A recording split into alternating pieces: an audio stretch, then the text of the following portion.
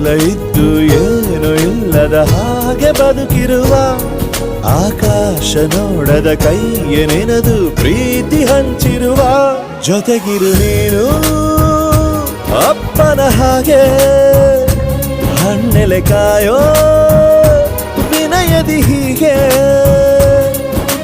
ನಿನ್ನನು ಪಡೆದ ನಾವು ಪುನೀತ ಬಾಳು ನಗು ನಗುತ್ತಾ ಬೊಂಬೆ ಹೇಳುತ್ತೈತೆ ಮತ್ತೆ ಹೇಳುತ್ತೈತೆ ನೀನೇ ರಾಜಕುಮಾರ.